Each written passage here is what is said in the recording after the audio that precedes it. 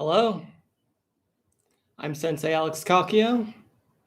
Thank you for joining this evening for meditation and sutra study. Tonight we'll be reading from the Vimalakirti Sutra, and the topic of today's discussion is Finding the Buddha Land, Part 1. These teachings are offered free of charge, but if you'd like to make a contribution, information for PayPal and Cash App are in the description for this talk. If you want to do a deep dive into Buddhist training, you can check out my book, Perfectly Ordinary Buddhist Teachings for Everyday Life. It's available on Amazon, and there's a link to a sample chapter of the book, also in the description for this talk. Tonight's practice will consist of 15 minutes of guided meditation, a reading from the Vimalakirti Sutra, a Dharma talk, and then a Q&A.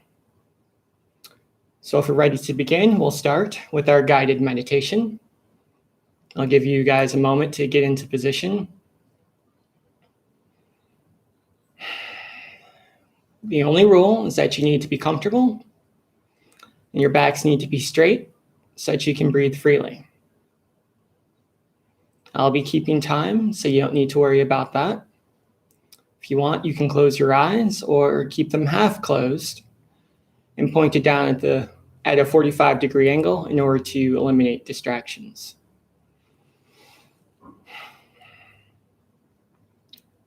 So when you're ready, we'll start like we always do, by focusing on the breath.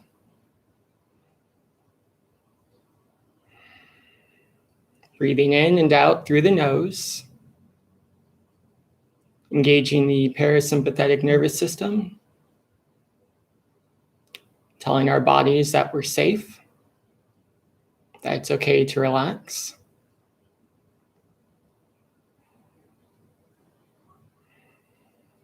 With every inhale, we poke out our belly button slightly, allowing the diaphragm to drop, and giving us a big lung full of air.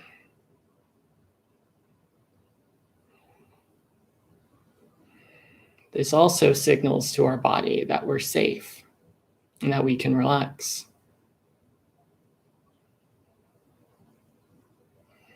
And we're going to do something we don't normally do throughout the day, and that's nothing. For the next 2 minutes or so, we're just going to breathe.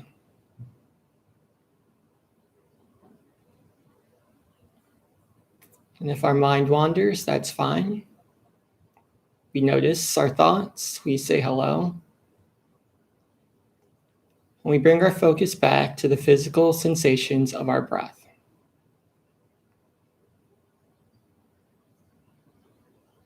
The air moving in and out of our nostrils, the feeling of our chest expanding and contracting.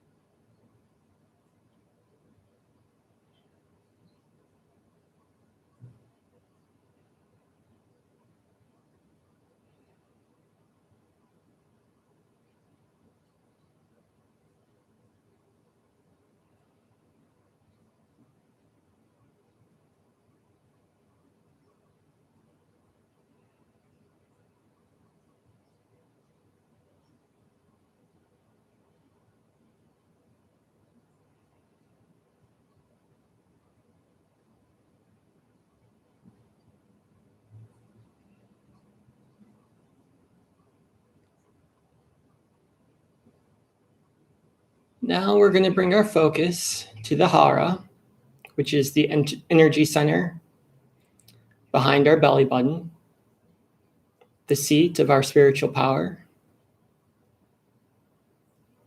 We're going to imagine a bright light shining there.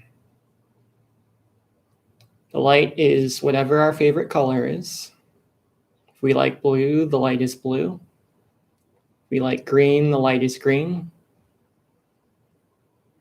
But this light represents our Buddha nature. With every inhale, all that air comes through our nostrils, down our throat, goes to our hara, and makes that light a little bit brighter.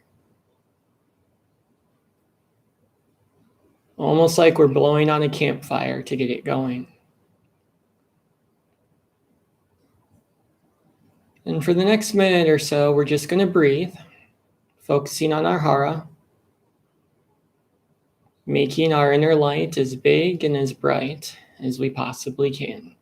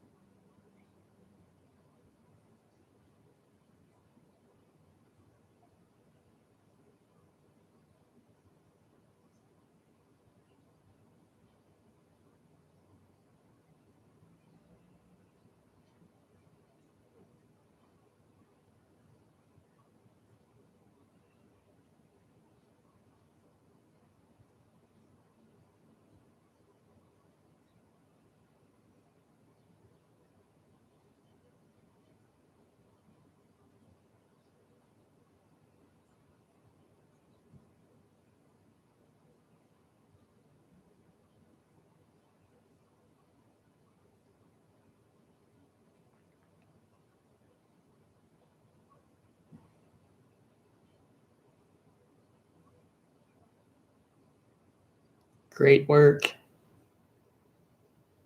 Now we're going to imagine a pipe going from our hara, that energy center behind our belly button, going down to the center of the earth.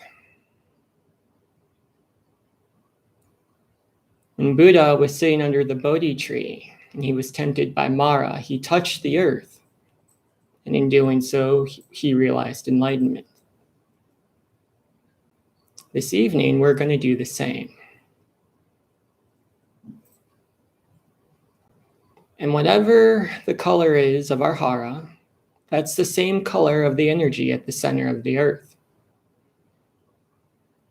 So if our hara is blue, the earth is blue.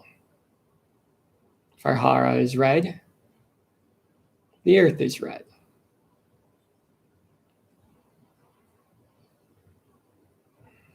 And as we breathe, we're going to start pulling energy up from the center of the earth and storing it in our hara.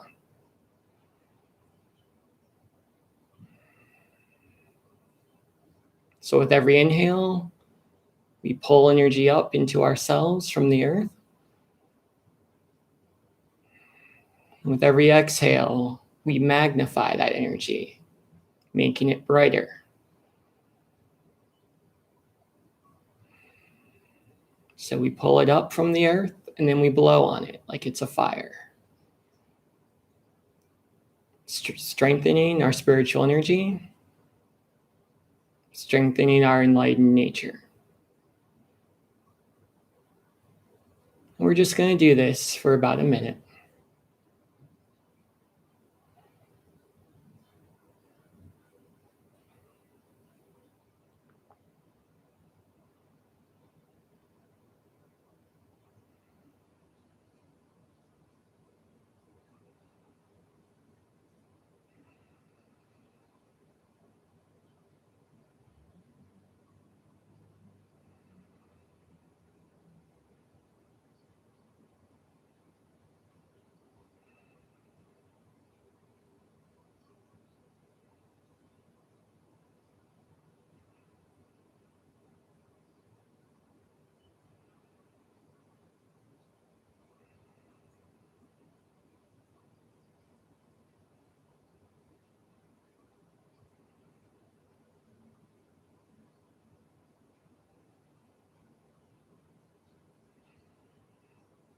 Wonderful. Now we're going to take all of that energy, all that healing energy from the earth, from our own enlightened nature, and we're going to send it all over our body.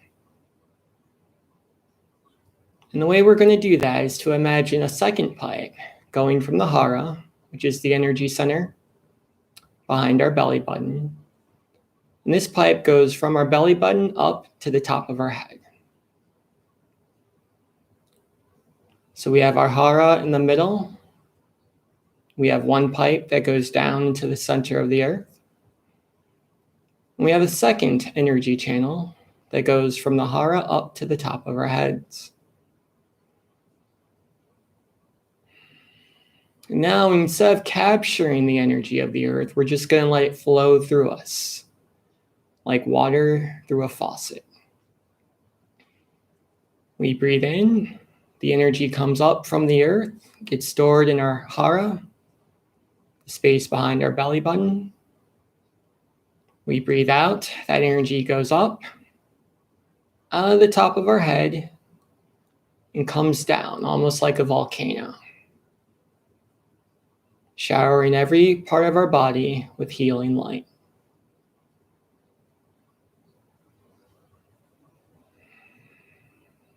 We breathe in, energy goes up to the belly button.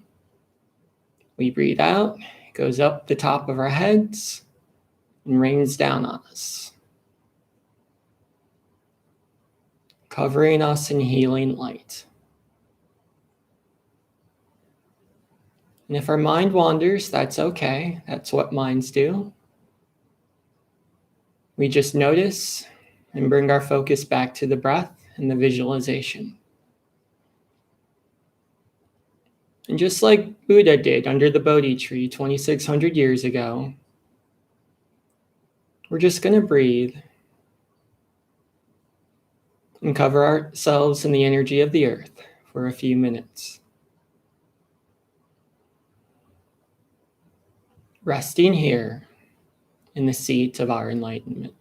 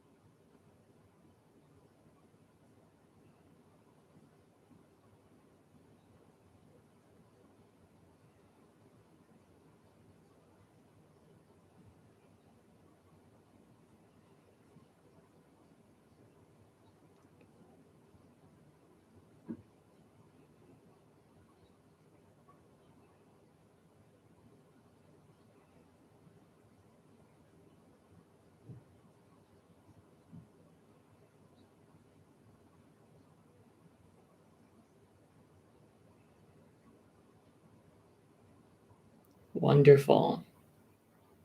You guys are doing a great job. Sitting so quietly, so still. Now it's time to bring our meditation to an end. So now what we're going to do is continue breathing, but that spout of energy coming out of the top of our heads is going to be smaller and smaller and smaller until eventually it doesn't quite reach to the top of our heads anymore. And then it doesn't quite reach our throats. And as we continue breathing, it lowers and lowers until the energy stops right at our hara.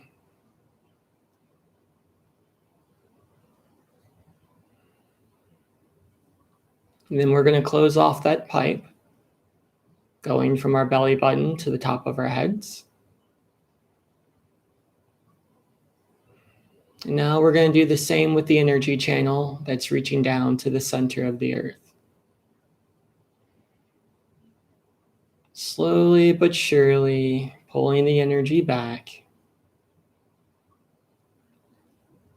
until it rests solely in the space behind our belly button.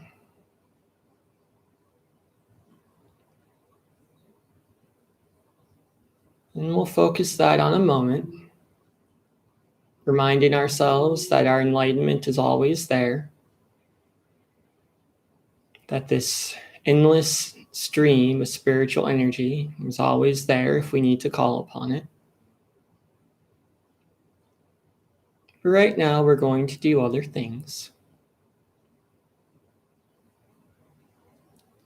So taking our focus away from the hara, maybe we move our heads from left to right. Slowly moving back into our bodies. When our heads come back to center, maybe we roll our shoulders forward. We roll them back.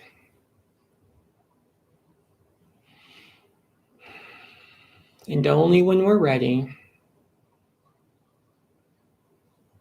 if our eyes are closed, we open them and we come back to the space. I'll give you about a minute to do that. And then we'll begin with the sutra reading.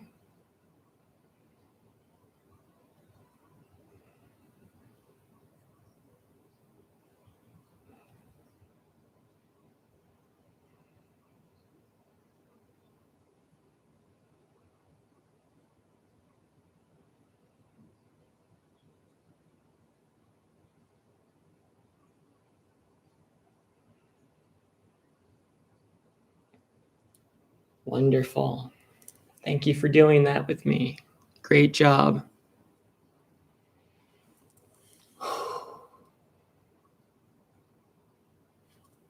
So now that we're centered in a good mental space, we'll do tonight's sutra reading.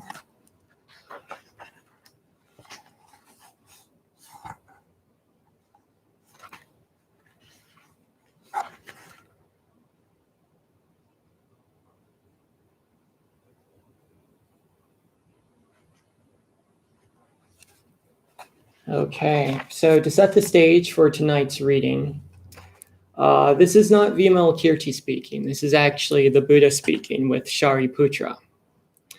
And they've just met a bodhisattva jewel accumulation. And they've talked about his Pure Land and how people practice there. And now Buddha is speaking with Shariputra. And Shariputra has asked him a very interesting and important question. There are all these Buddhas and Bodhisattvas with Pure Lands and Buddha lands that are so wonderful and glorious. Why is our Buddha, Shakyamuni Buddha, in this defiled Saha world? If the Buddha is a Buddha, why do we have suffering here? And this is a question we all ask. Why does suffering exist? And Buddha gives his answer. It's actually in two parts. That's why this is part one of this talk. But I think this part is a keystone which part two is set upon. Therefore, jewel accumulation, if a bodhisattva wishes to attain a pure land, he should purify his mind. According to the purity of his mind, is his Buddha land pure. At that time, Shariputra was influenced by the Buddha's numinous charisma to have this thought. If the bodhisattva's Buddha land is pure according to the purity of the bodhisattva's mind, when our world-honored one was a bodhisattva, his mind must have been pure. Nevertheless, this Buddha land, that's the land we're in now, is so impure. The Buddha knew what he was thinking and asked him, "What do you think? Although the blind do not see them, can the sun and moon be anything but pure?" Shariputra answered, "No, world-honored one. This is the fault of the blind, not that of the sun and the moon." The Buddha said, "Shariputra, it is through the transgressions of sentient beings that they do not see the purity of the Tathagatas, i.e. my, Buddha land. This is not the Tathagata's fault. Shariputra, this land of mine is pure, but you do not see it." At that time, Conch-Crest Brahma King said to Shariputra, "Do not think thus, saying that this Buddha land is not pure. Why? I have witnessed the purity of Shakyamuni's Buddha's land. It is like the heavenly palace of Isvara." Shariputra said, "As I observe this land, it is hills and hollows, brambles and gravel, and rocks and mountains, all filled with defilements." Conch-Crest Brahma King said, "Sir, your mind has, i.e. perceives, high and low because you are not relying on Buddha wisdom. Hence you perceive this land as impure. Shariputra, the Bodhisattva is universally same in attitude regarding all sentient beings. The purity of his profound mind relies on Buddha's wisdom and therefore is able to perceive the purity of this Buddha land." At this, the Buddha pointed to the earth with his toe, and instantly the Tri-Megacosm, that's the three worlds, was as if ornamented with 100,000 jewels. It was like the jewel ornamentation land with all its immeasurable merits of jewel ornament Buddha. The entire assembly exclaimed at this unprecedented event, and all they saw themselves sitting on many jeweled lotus flowers. The Buddha told Shariputra, "You should now observe the purity of this Buddha land." Shariputra said, "So it is, world-honored one. Originally, I did not see it. Originally, I did not hear it. Now, the purity of the Buddha's country is entirely apparent." Buddha said to Shariputra, "My Buddha country is always pure like this. It is only so as to save inferior persons here that I manifested as a defiled and impure land. It is like the many jewel-eating utensils used in common by the gods, the food in which is of different colors depending on their merit. Just so, Shariputra, if a person's mind is pure, he sees the merits and ornaments of this land." When the Buddha manifested the purity of this country, the 500 elders, sons led by jewel accumulation, all achieved forbearance of the non-arising of dharmas. 84,000 people all generated the intention to achieve Anuttara Samyak Sambodhi. The Buddha then withdrew his numinous powers, and the world returned to its former appearance.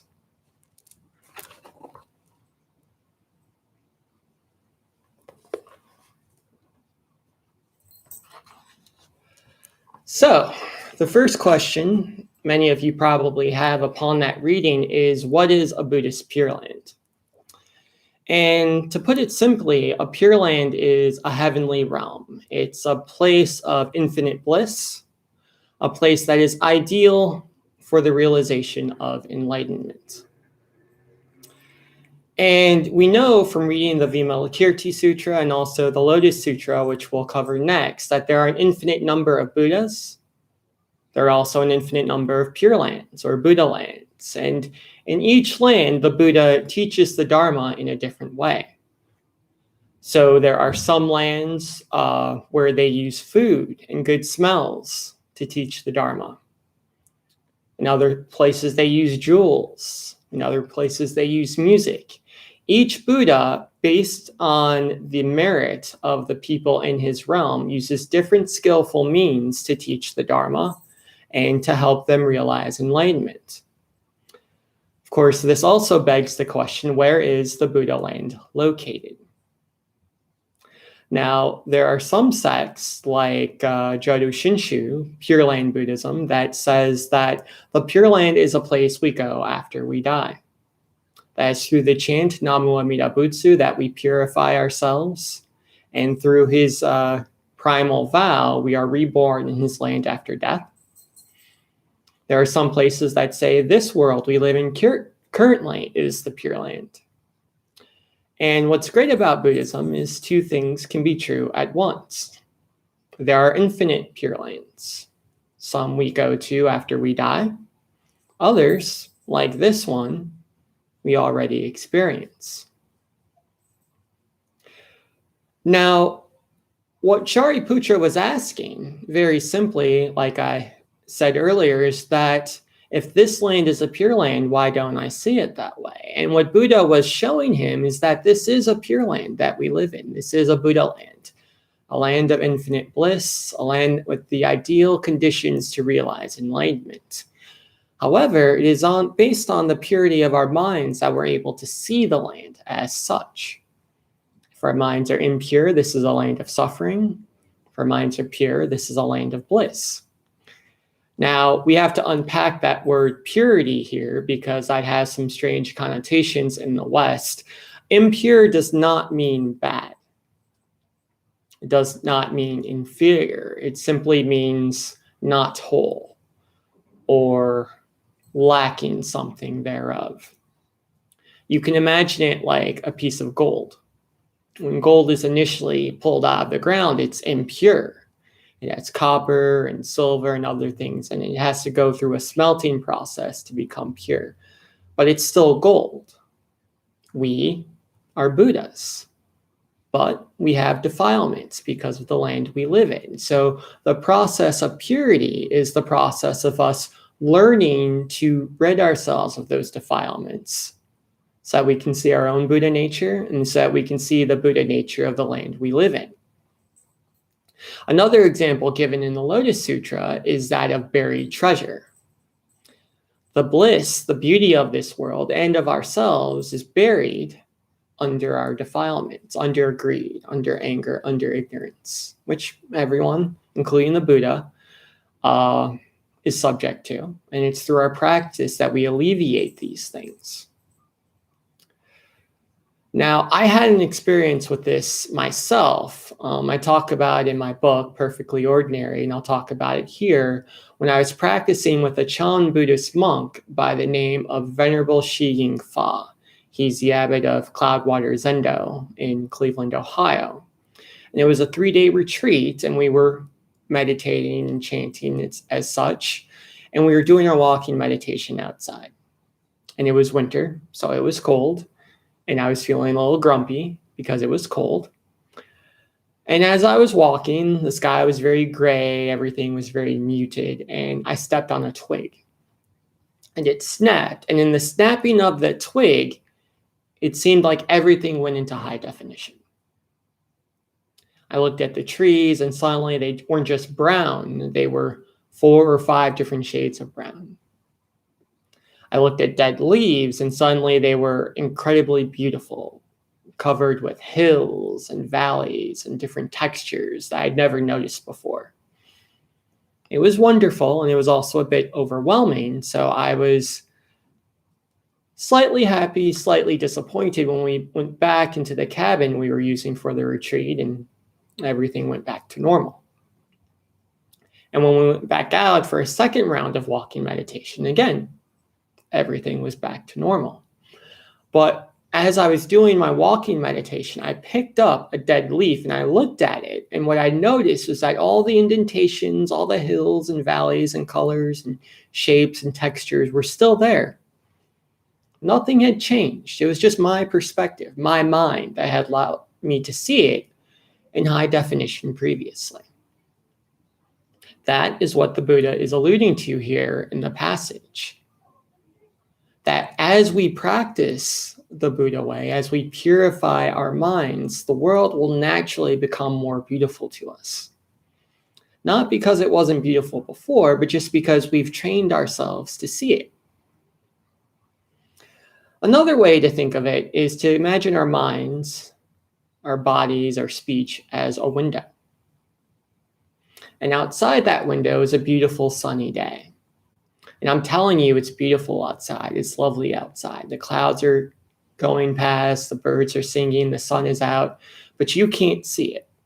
You can't see it because the window is dirty. It's not a bad window. Windows collect dust.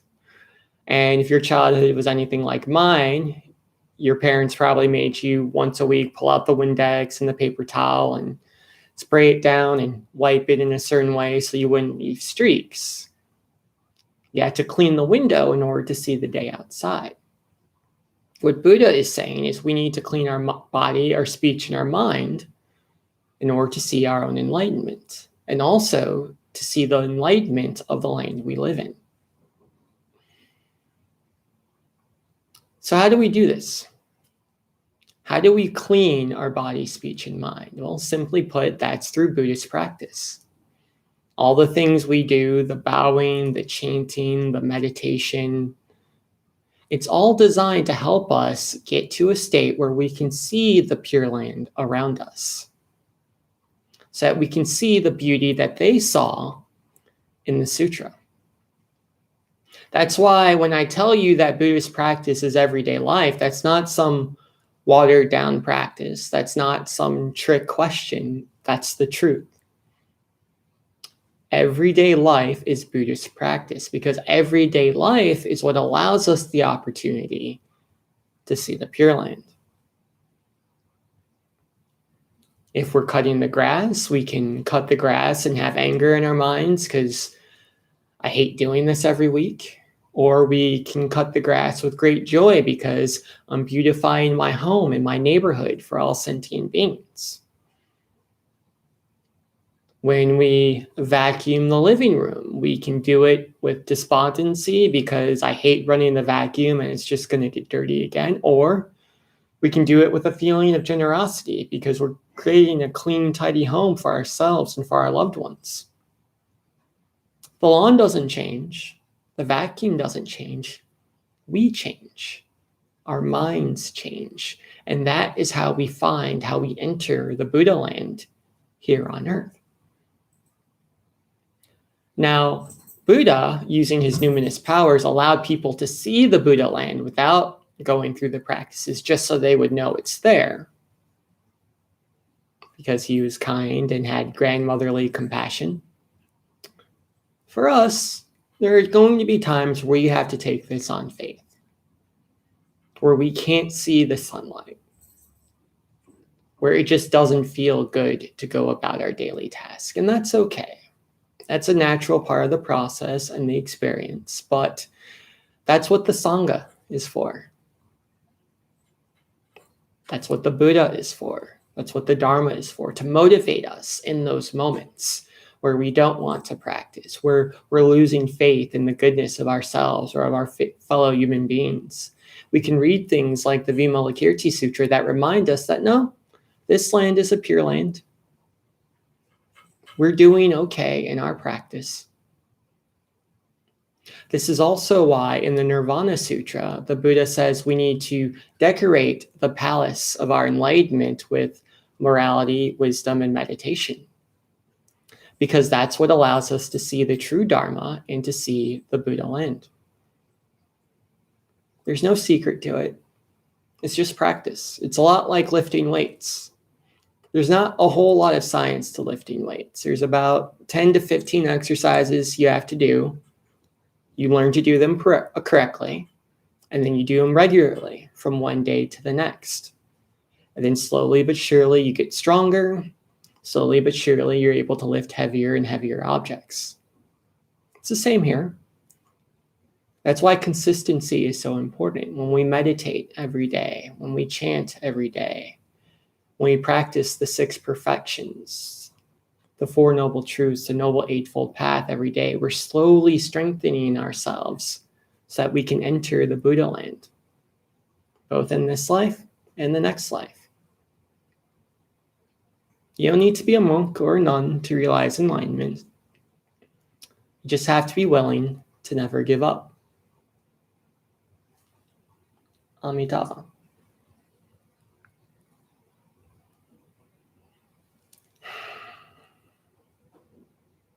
So that's the talk for today. I hope it was helpful. We'll now move into the Q&A portion of the evening. If you have questions either about the talk, the sutra, or Buddhism in general, I'm happy to answer them. And while we're waiting for questions to come in, I'll make a few announcements. For those of you just tuning in, this is Meditation and Sutra Study. We do this every Wednesday. It's live streamed at 6:30 p.m. Eastern Standard Time. Subscribe to the channel and you'll be notified each time the talk begins. We also do Dharma Sunday every Sunday at 6:30 p.m. Eastern Standard Time. That's a little different. We don't do a guided meditation as a part of that. It's just the Dharma talk. You can also read articles I've written about Buddhist practice at my blog, The Same Old Zen. The link for that is in the description. It's just thesameoldzen.com. Let's see. Allison Gerfin and Frank Ingiosi both did the bow emoji. Deep bows to both of you. Thank you for practicing with us this evening.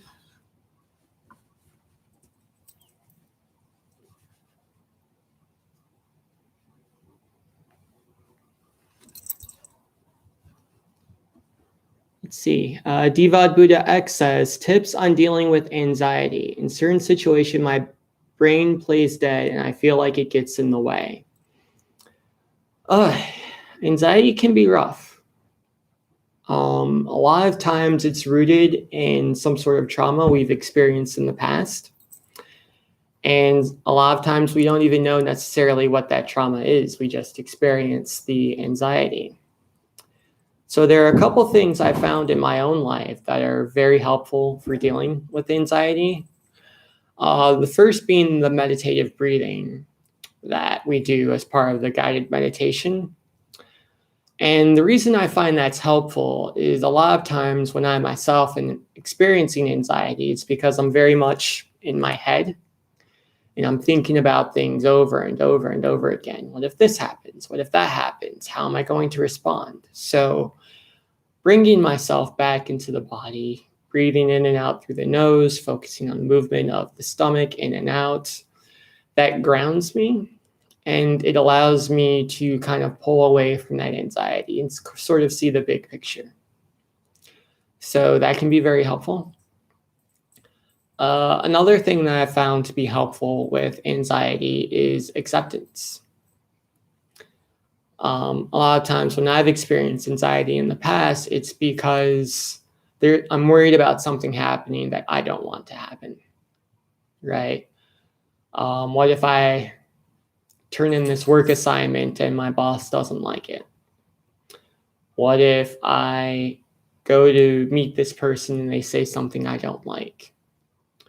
So it can be helpful to simply accept the fact that I'm not in control and I don't know what's going to happen, and that's okay.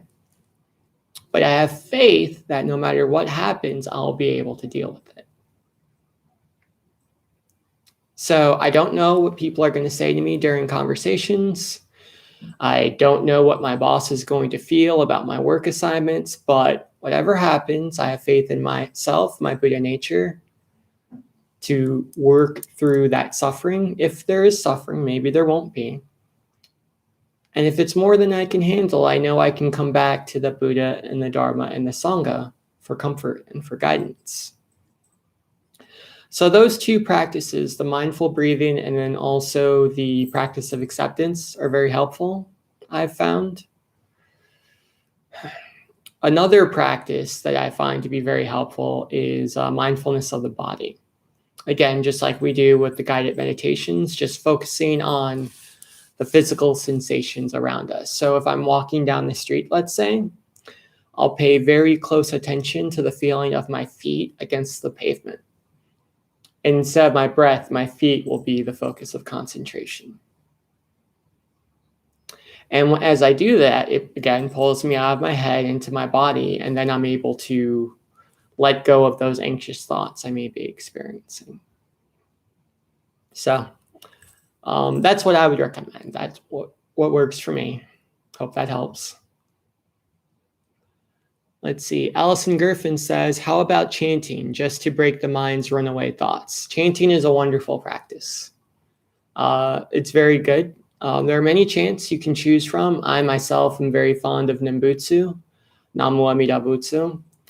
And it's actually recommended by the Buddha as a way to break ourselves out of, he uses the word defiled thoughts, but it could just as easily be anxious thoughts. And chanting the Buddha's name, Namu Amida Butsu, what it does is it gives us something else to focus on, something positive to focus on.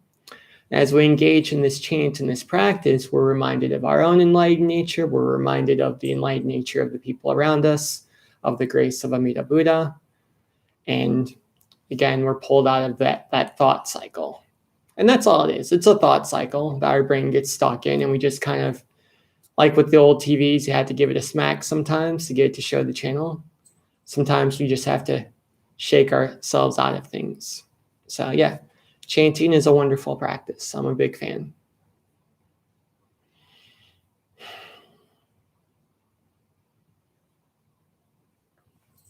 And if you're just tuning in, we're in the Q&A portion of tonight's talk. If you want to listen to the talk or take part in the guided meditation, you can just rewind back to the beginning. Or if you have questions about Buddhism in general, now's a good time to answer or ask them, and I'll be sure to answer.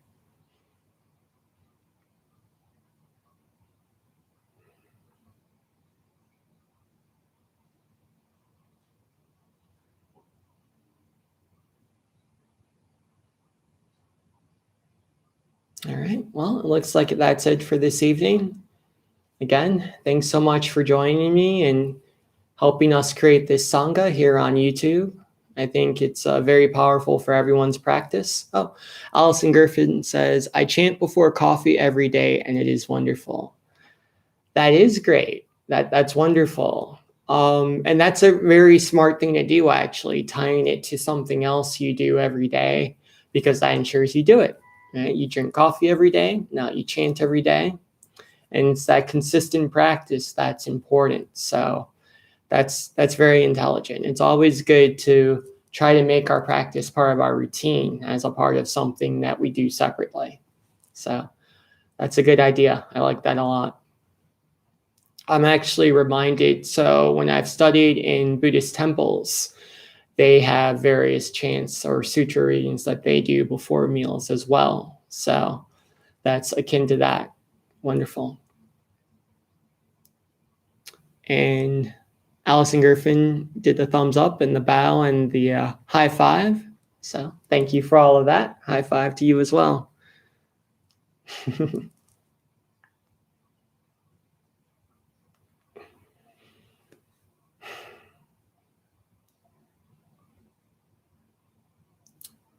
All right. Well, if you guys want to take part in Dharma Sunday, again, that's 6:30 p.m., same time, same place, Eastern Standard Time.